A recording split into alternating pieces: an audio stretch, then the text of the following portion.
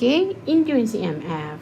So induced EMF coming from an experiment where from this experiment they figure out, okay, somehow in some method the scientists can produce current by using magnet.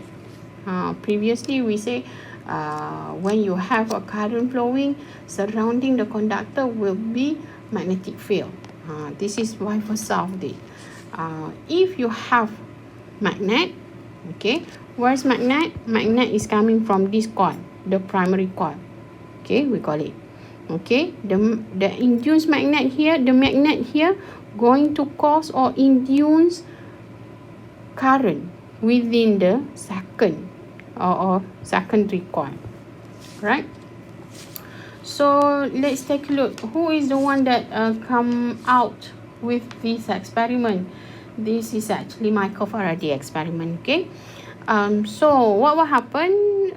Actually, the moment the switch here is closed, one stable current going to flow, okay, from positive terminal entering, okay, the solenoid. Because we have few number of terms of loop here, we can call it as solenoid or primary coil, that going to enter this, okay, this is the original current that going to flow, this is the I flowing, okay.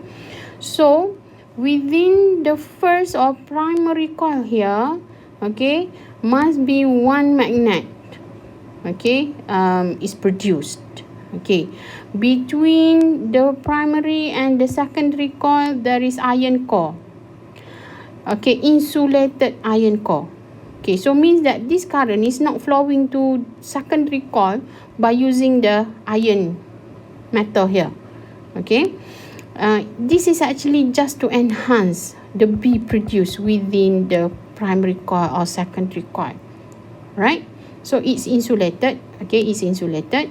So current flow here not going to enter this second coil, but it's going to back to the battery.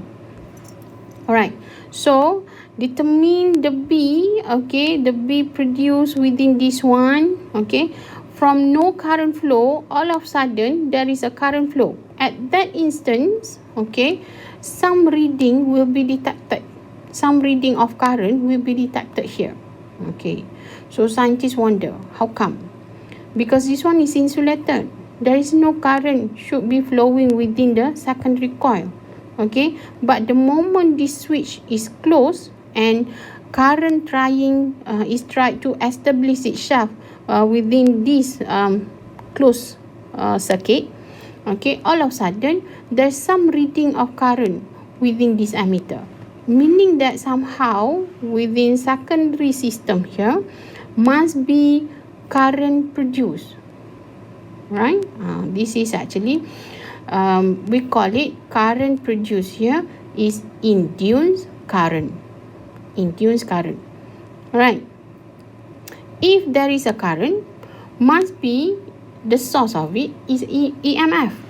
Based on rule of thumb, okay, in the story of current, to have a current flow, we have to have delta V equivalent to IR, if you still remember, or EMF equivalent to IR, okay. So must be somehow, if this one is induced, okay, must be it's coming from this, right? This is the source of current flow, right? So must be, if I induced exists within the secondary coil, must be EMF induced also exists within the secondary coil. This is the basic idea of it. On whenever the blue current within the primary coil is stabilized, let's say from 0, 0.1, 0.2, etc., and reaching its maximum value, let's say 1 ampere, okay. When it's already reaching saturated value or maximum value 1 ampere for a few seconds, there is no more reading here, no more reading within this ammeter. No more reading, it means no current flow. No current flow means that no induced EMF produced or exists within the secondary coil. So what does that mean? Okay, then let's proceed with another observation. The moment the switch is open back, right, the current that stabilized just now, which is, let's say, 1 ampere, now going to be cut off, right? So it's going to reduce itself from 1 ampere, become 0.9, 0.8, and finally become 0. The current flowing within the primary coil going to be 0, reducing in amount and become 0. Within that split second, okay, all of a sudden, this one has reading. The ammeter here reads some value of current. Okay, so it means that I induced exists. EMF induced exists. Okay, so what we can conclude from this experiment, I induced or EMF induced only exists or produce whenever there is a changing in current flow within the primary coil. The keyword is changing. Whether it's going to increase. The moment we make the switch close, the current is 0, become 1. So increasing in amount. There is a reading. Okay, whenever the I original, okay, is increasing, okay, the I induced exists. Whenever I original stabilize, does not increase or decrease, I induced does not exist, becomes 0. Whenever I within the primary coil or original I is decreasing in amount, I induced do exist again. So what we can conclude here, we can say that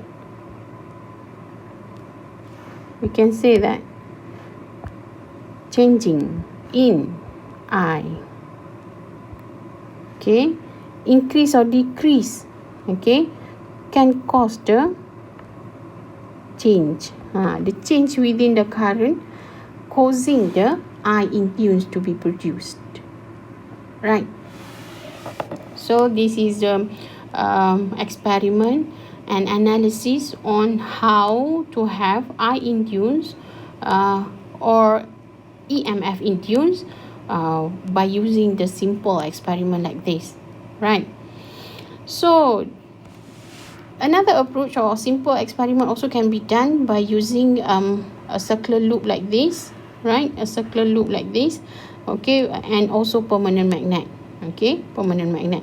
This one representing original magnet or original current, okay, to this page in comparison. So this is the primary coil here. There is a magnet, right?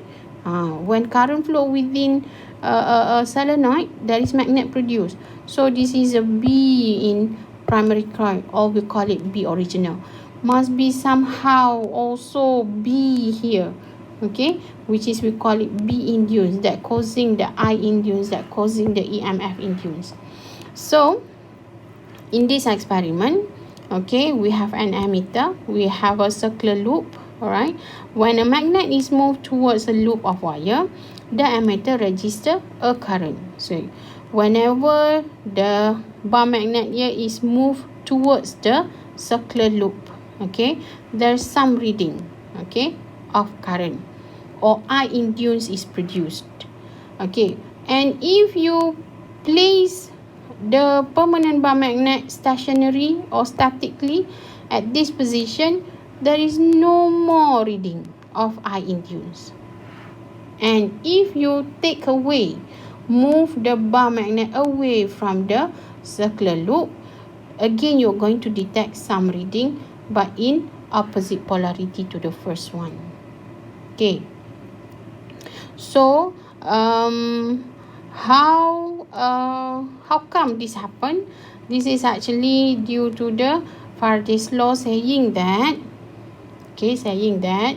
if a circuit contains n tightly wound loops and the flux changes by delta flux, this is a small letter, subscribe, delta flux of B during a time interval delta t, the average EMF induced is given by Faraday's law, which is this one, right? So this is actually delta flux of B. Subscribe, right? So the EMF induced, is directly proportional to the number of the turns of the loops and rate of change of the flux. So within the flux itself, if you still remember, this is actually change of, it could be B A cos theta over delta t, right?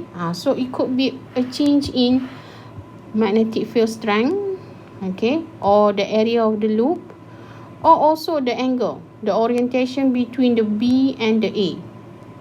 It could be any of it. So as long as there is a change in three things here, there will be induced EMF produced, right?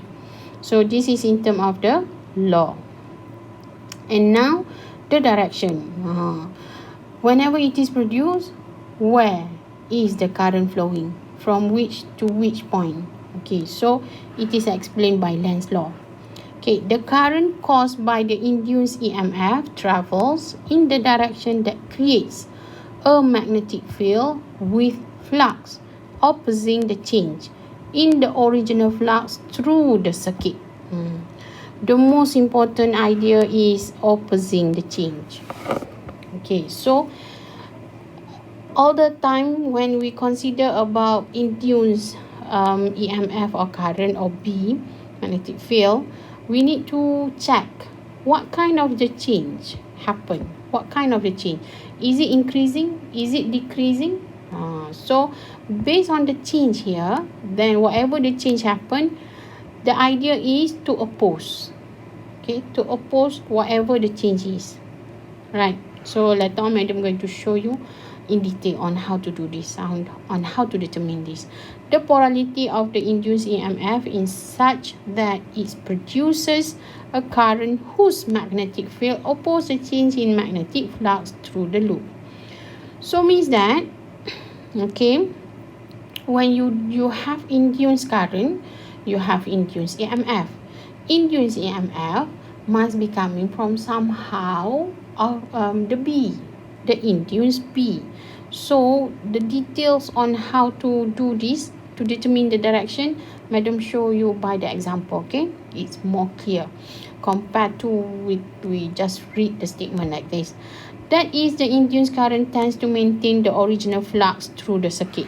So why is it always try to oppose the change? Because the induced current here need to maintain the original flux. That is experience. Simple. The induced things don't want to change. So that is why first thing first, you need to check what kind of change experienced by the system. Then how not to change. That will be the action of the induced, whether it's induced I, induced P, or induced B, right? So the complete combination between Faraday and Lenz law will be in this manner. So EMF induced is equivalent to negative of N delta flux over delta T. So negative here is represented by the Lenz law. The magnitude of this is by Faraday's law. The polarity of induced EMF shown by the Lenz law.